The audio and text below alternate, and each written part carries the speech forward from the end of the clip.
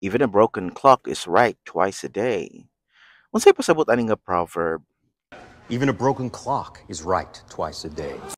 Even a broken clock is right twice a day, but this Well, this means that a person who is usually wrong, foolish, or unreliable can still be correct or make a good point once in a while, even if it's just by coincidence.